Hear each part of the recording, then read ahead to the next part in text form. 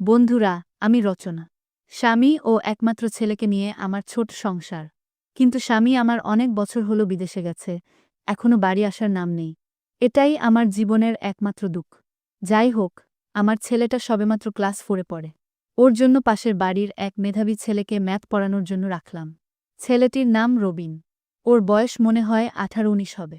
প্রথম দিন রবিন বিকেল 5টায় আমাদের বাড়ি পৌঁছালো। আমি মিষ্টি হাসি দিয়ে ওকে সোফায় বসতে দিলাম।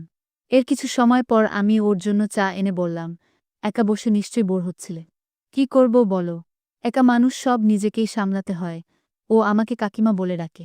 তখন ও বলল, না না কাকিমা, ঠিক আছে, আমায় নিয়ে চিন্তা করতে হবে না। এরপর কিছু সময় কথা বলে ও চলে গেল। কথা হলো পরের সোমবার থেকে সপ্তাহে 3 দিন পড়াতে আসবে। আমিও বললাম, ঠিক আছে। এভাবেই রবিনের আমাদের বাড়িতে আসা শুরু হলো। ধীরে ধীরে ও যেন আমার পরিবারেরই একজন হয়ে উঠল। শুধুমাত্র ছেলেকে পড়ানো নয়, আমার টুকিটাকি 5 ফরমাসও পালন করত। সপ্তাহে 3 দিন পড়ানো থাকলেও রবিন প্রায় রোজই আমাদের বাড়ি আসত। এভাবে আস্তে আস্তে আমি ওর উপর নির্ভরশীল হয়ে পড়লাম। ওদিকে আমার ছেলেও ম্যাথ বেশ ভালোই বুঝতে লাগল।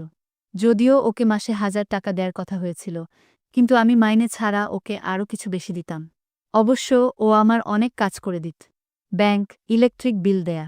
অনেক সময় আমার সাথে মার্কেটিংও নিয়ে যেতাম। আমি প্রথমে ওকে তুমি করে বলতাম। তা কখন যে তুইতে নেমে এসেছে আমরা কেউ বুঝতে পারিনি। সেদিন সকাল থেকেই অঝোরে বৃষ্টি চলছে। আর আমি রবিনকে কল দিয়ে বললাম, কিরে, কি করিস? ও বলল, কি আর করব, বাড়িতে বসে বোর হচ্ছি। আমি তখন বললাম, চলে আয়, খিচুড়ি আর ইলিশ মাছ ভাজা বেঁধেছি। ও বলল, ওহো, আমার ফেভারিট, ওয়েট, এক্ষুনি আসছি। ও তখন বৃষ্টিতে ভিজেই আমার বাড়ি চলে আসলো।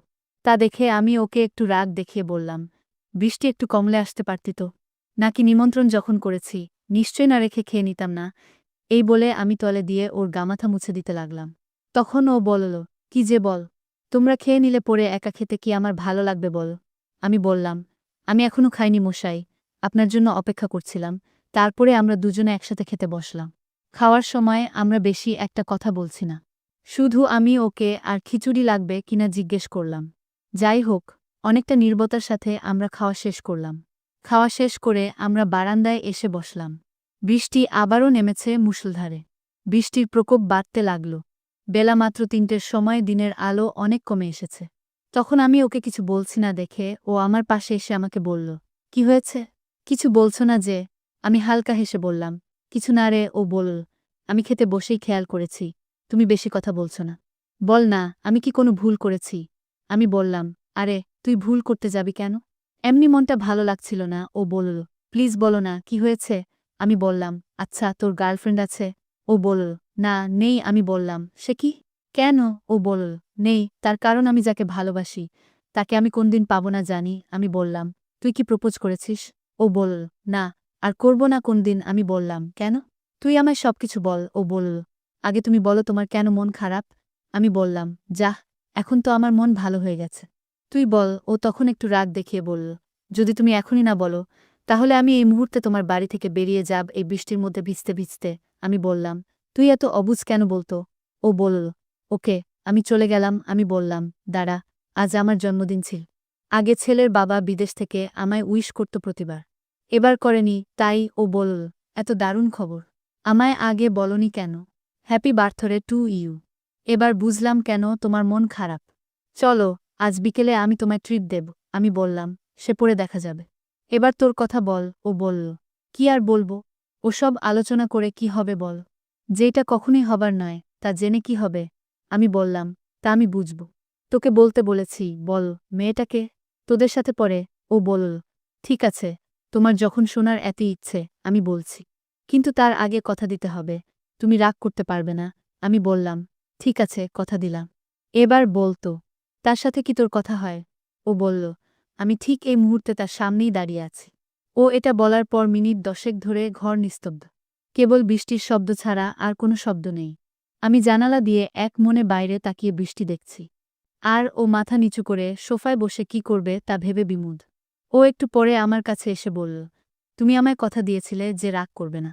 আমি জানি তোমার খারাপ লাগছে, হয়তো আমায় বাজে ভাবছ। কিন্তু আমি কি করব বল? এটা সত্যিই যে তোমায় ভালোবেসে ফেলেছি। আমায় তুমি ক্ষমা করে দিও। বিদায়। আর আমি কোনদিন আসব না তোমার সামনে। ও যখন এই কথা বলে চলে যেতে লাগলো, আমি তখন ওকে পেছন থেকে হাত টেনে ধরলাম আর চোখে জল নিয়ে বললাম, একটা সত্যি কথা শুনবি?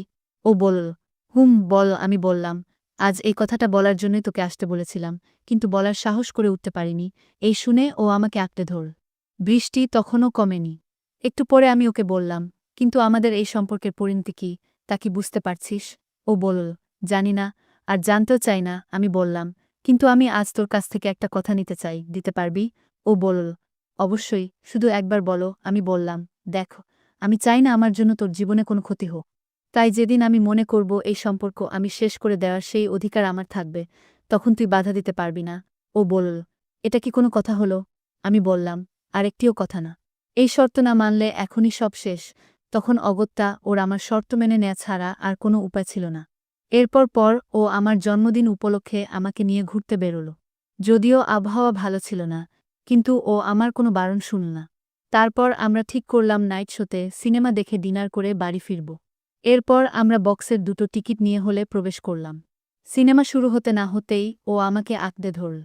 তখন আমি ওকে বললাম, এখানে নয়, বাড়ি গিয়ে। ও বলল, কিন্তু বাড়িতে তো তোমার ছেলে থাকবে। আমি বললাম, সেই চিন্তা আমার। তুই চলো। হল থেকে বেরনোর প্রায় সাথেই ছেলের ফোন। ও নাকি ওর এক ফ্রেন্ডের বাড়িতে আটকে গেছে, আজ ফিরতে পারবে না।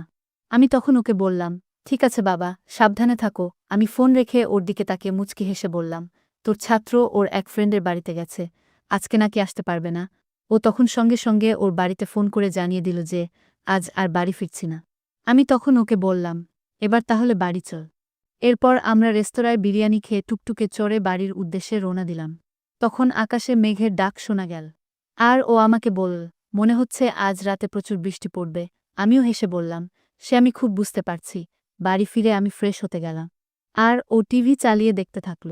একটু পরে আমি ফিরে এসে বিছানা ঠিক করতে থাকলাম। তখন ও আমার কাছে এসে আমাকে আঁকড়ে নিল। আর আমিও সম্মতি জানালাম। এইভাবেই আমাদের এক মিষ্টি সম্পর্কের সূচনা হয়েছিল। তো বন্ধুরা, আজকের ভিডিওটা এখানেই সমাপ্ত। ভিডিওটি ভালো লাগলে লাইক, শেয়ার এবং চ্যানেলটি সাবস্ক্রাইব করতে পারেন। ভালো থাকুন, সুস্থ থাকুন। ধন্যবাদ।